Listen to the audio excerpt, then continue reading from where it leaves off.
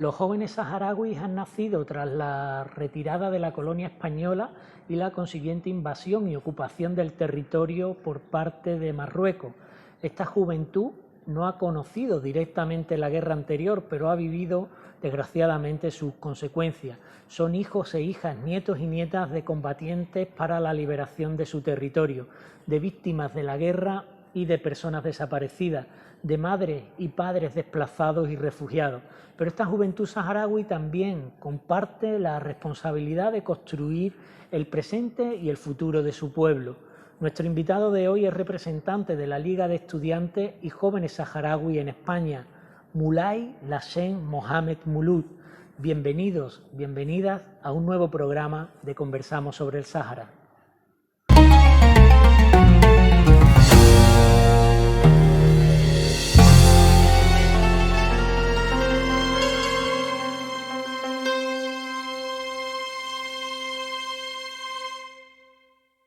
Muchas gracias, Moulay, por aceptar nuestra invitación a un nuevo programa de Conversamos sobre el Sáhara. La primera pregunta es obligada. ¿Cómo es la situación, Moulay, como joven saharaui, en los campamentos, en los territorios ocupados, en los territorios liberados? Bueno, en primer lugar, gracias por la invitación y gracias por la labor o la visibilización de la causa del pueblo saharaui. Y contestando a tu pregunta, ¿cómo es la situación actual, tanto en la diáspora como en los campamentos, como en los territorios ocupados? Yo te puedo hablar de diáspora, te puedo hablar de los campamentos y de los territorios ocupados por lo que me entero, por los familiares que tengo ahí o por gente con la que hablo que está sobre el terreno. En los campamentos la situación, en un primer momento, en aquel 13 de noviembre, nació como un halo de esperanza, ¿no? Después de 45 o más de 45 años. La gente de repente le dio sentido o dejó de todo lo demás a un lado y vio enfocada o la vuelta a las armas como un principio del fin del conflicto, ¿no? En los territorios ocupados, por la información que nos llega, si ya su realidad era compleja y difícil, vivir bajo la ocupación y las torturas del régimen marroquí, con la vuelta a la guerra pues ha ido a más, ¿no? Marruecos ha ido despegando mucho más, la coartación de libertad y de la expresión de ser saharaui se ha ido cohibiendo cada día más y se vive una situación muy tensa. En cuanto a los campamentos, sí, en primer lugar se tuvo ese halo de esperanza o esa alegría. Hoy ya se está viendo que la guerra es una realidad, que la guerra no es el fin del conflicto, puede que sea, ojalá que sea el comienzo del fin, pero la realidad nos está diciendo que el mundo sigue mirando para otra parte. A pesar de que volvamos a las armas, a pesar de que existan bombardeos, como Marruecos en teoría no reconoce que hay un conflicto, la comunidad internacional tampoco hace nada para que ese conflicto, digamos, vuelva otra vez a un estado o un acuerdo de paz. Los saharauis seguimos, si ya antes creíamos que la lucha armada era la vía ideal para volver a nuestra tierra, ese silencio y ese mirar para otro lado lo reafirma todavía más, que si la solución no la traemos nosotros, no nos la van a traer de fuera. Moulay, queríamos hablar también contigo sobre educación. Pese a las dificultades que hay, dificultades objetivas, los campamentos de refugiados saharauis, los niveles de escolarización son muy altos, de los mayores de toda África. Los niveles de analfabetismo son mínimos, casi irrisorios, ¿no? Un analfabetismo residual, podríamos decir, muy pequeño, ¿no? ¿A qué se debe esto? Y también, ¿qué oportunidades tienen los jóvenes de formarse? El Frente Polisario, la República Árabe Saharaui Democrática, yo creo que en sus más de 45 años de vida, ha tenido dos éxitos fundamentales bajo mi punto de vista. Uno es la sanidad y otro es la educación. Y nos vamos a centrar la educación como tú decías, tenemos una población en la que el analfabetismo es inexistente y es gracias al Frente Polisario de Al-Arras, pero no entendamos que veníamos de un contexto de una colonia que había hecho avances en el terreno, que había al pueblo colonizado, lo había educado, España se fue, creo que dejando 2 universitarios en todo el Sáhara, 2 graduados o 2 diplomados en aquella época universitarios. A día de hoy se cuentan por miles, gracias a la labor de la diplomacia saharaui y a la labor de la RAS dentro de los campamentos de refugiados. Había un informe, que no era oficial, que era de un eurodiputado dentro de la Comisión Europea, en el que decía que la población saharaui era la población más cualificada, o sea, comparando el número de gente que llegaba a Europa con el número de cualificaciones, digamos, universitarias o de estudios superiores que llegaban en esa población. Eso es un orgullo para los saharauis. La UNESCO decía que el nivel de analfabetismo y el nivel de escolarización estaba muy por encima de la media de África y competía con países del primer mundo, en el sentido de que la educación es obligatoria, la educación es gratuita y la educación es universal. Nadie en los campamentos entiende que su hijo o su hija no tenga que ir al colegio. Es una obligación, o sea, que el Estado, digamos, no tiene que ir puerta por puerta, o la RAS en este caso diciendo, oye, tienes que llevar a tu hijo al colegio. Es una obligación. Nosotros nos hemos criado que ir a la escuela o ir a la madrasa en este caso es una obligación. Después hemos tenido la suerte o el privilegio de contar con aliados que nos han facilitado esa educación superior que no se daba en los campamentos. Argelia, Cuba, Libia en su momento.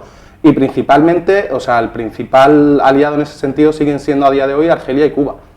Cuba sigue formando a jóvenes saharauis en el ámbito de la medicina, en el ámbito de la ingeniería, entonces, digamos que a lo mejor a día de hoy nos encontramos con una juventud o con un colectivo joven en los campamentos muy cualificado, que no puede desarrollar su labor o lo que haya estudiado dentro de los campamentos de refugiados, pero sí que en un futuro, en un Estado independiente, tendríamos garantizados esos cuadros para dirigir ese Estado o para formar ese Estado, ¿no?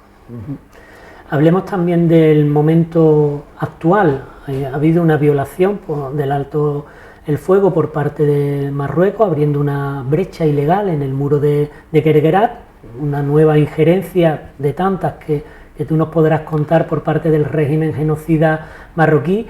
Esto agota la vía diplomática que ha seguido hasta la fecha, el Frente Polisario para garantizar el derecho al retorno. ¿Cómo ven esta situación los jóvenes del Sáhara Occidental? Digamos, y aquí te puedo dar mi opinión personal y lo que yo percibo de la juventud, ¿no? Lo que yo percibo de la juventud, que la juventud cada vez era más pro volver a la guerra. Porque es verdad que se han criado generaciones que no saben lo que es una guerra, que se han hartado de esperar desde que nacieron hasta que han sido adultos de 30 o 40 años, de decir, estamos buscando una solución pacífica que no nos quieren dar. Entonces se les ha obligado a ver como las armas el único remedio o la única posibilidad de conseguir ese objetivo. Yo recuerdo conversaciones con mi abuela, que sí vivió la guerra, que sí vivió lo que es huir de Marruecos o de la invasión marroquí, del régimen genocida marroquí, y ella me decía, vosotros deseáis la guerra porque no la conocéis, y quizás sea verdad. Pero es que el otro día me decía un compañero, es que yo a lo mejor es la única vía que yo consigo, aunque sea, sé que a lo mejor me pueda quedar en el camino, pero me quedaré diciendo, mira, no he estado esperando toda mi vida a que hagan algo por mí, sino que yo lo he intentado.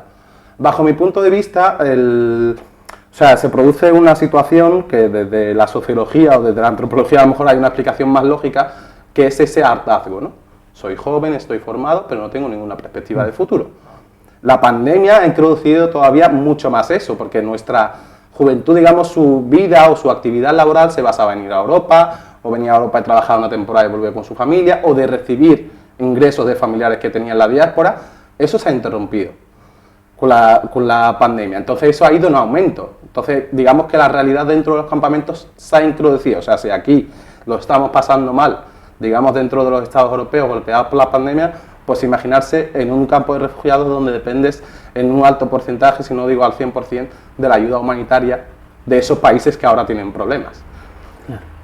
Un último mensaje, Moulay, a la juventud española, a la juventud europea. ¿Cómo pueden formar parte de la solución a este conflicto? ¿Cómo ser parte constructiva en la situación actual del Sáhara los jóvenes y las jóvenes españoles y de Europa? Yo creo que aquí quizás duela mucho decirlo, pero o sea, yo me he criado aquí, yo he vivido aquí toda mi vida, tengo mis amigos que son de aquí y yo les comentaba, o sea, vosotros indirectamente tenéis una responsabilidad sobre la causa de mi pueblo, porque vuestros representantes a los que vosotros elegís cada 4 años, a los que os representan, digamos, al Estado español, son los responsables de este conflicto. No podéis mirar para otro lado. Evidentemente que no sois los responsables primero, ni vosotros tenéis la solución o la llave mágica, ojalá, pero sí podéis hacer presión, sí podéis hacer que la gente conozca la causa del pueblo saharaui. Digamos, ser parte de esa masa o de ese colectivo que intentamos visibilizar la causa del pueblo saharaui. ¿Luchamos contra gigantes? Sí. Pero poco a poco, o del boca a boca, o lo que para nosotros es insignificante, que es una conversación entre amigos que sabe el tema del Sáhara, y decir, oye, no, esto no es así, el tema del Sáhara no nos pilla tan lejos. Claro. Hasta el 75 eran parte de la identidad, digamos, de este Estado, y aunque no fueran parte, el ser joven y no ser revolucionario o no apoyar los movimientos revolucionarios en el mundo, como decía el Che, es una contradicción en sí misma, ¿no? O sea, el símbolo de la juventud es que tú busques causas, o que tú, cuando conozcas una causa justa, la apoyes con todo lo que haya dentro de ese abanico de posibilidades que nos da el mundo a día de hoy, desde poner un tuit a una conversación con un amigo, ¿no? Muy bien, pues muchísimas gracias, Mulay, por tu tiempo y por tu testimonio especialmente. Hasta aquí nuestro programa de hoy. Les esperamos en una nueva edición de Conversamos sobre el Sáhara.